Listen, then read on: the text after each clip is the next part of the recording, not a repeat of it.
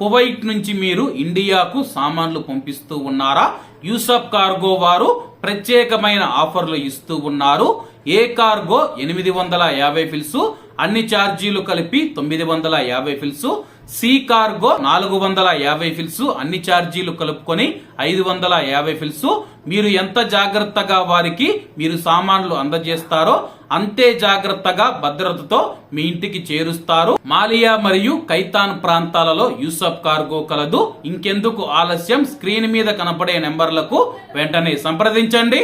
నమస్తే అన్న అందరికీ నమస్కారం. కువైట్ లో రాబోయే రోజుల్లో ఉష్ణోగ్రతలు భారీగా పెరుగుతాయని చెప్పి కువైట్ వాతావరణ శాఖ ప్రకటించింది.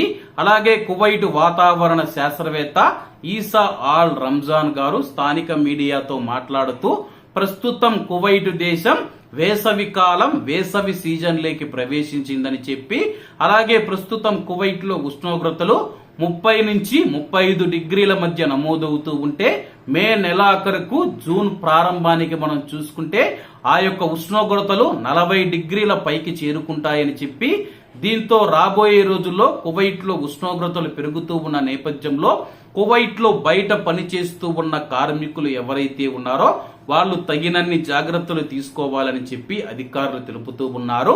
బయట బహిరంగ ప్రదేశాలలో పని ఏదైతే ఉందో జూన్ నుంచి ఆగస్టు వరకు ఉదయం 11 గంటల నుంచి సాయంత్రం 4 గంటల వరకు పనిపై నిషేధం విధిస్తూ ఉన్నట్లు public authority for man power పేర్కొంది.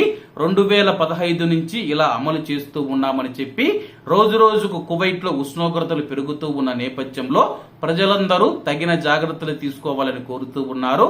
అలాగే కువైట్ లో ఈసారి 50 డిగ్రీల నుంచి 60 డిగ్రీల లోపు ఉష్ణోగ్రతలు నమోదయ్యే అవకాశం ఉందని చెప్పి, ముఖ్యంగా కువైట్ లోని జహరా ప్రాంతాలు కానీ, నువైసీబ్ గాని, కువైట్ ఎయిర్పోర్ట్ గాని, సులైబియా ప్రాంతం గాని, సులేబికాత్ గాని ఇటువంటి ప్రాంతాలలో అధిక ఉష్ణోగ్రతలు నమోదవుతాయని చెప్పి వాతావరణ శాస్త్రవేత్తలు అంచనా వేస్తూ ఉన్నారు. కాబట్టి అందరూ జాగ్రత్తగా ఉండాలని కోరుకుంటూ, అందరూ బాగుండాలి, అందులో మనం ఉండాలి. అందరికీ నమస్తే అన్న, జై హింద్.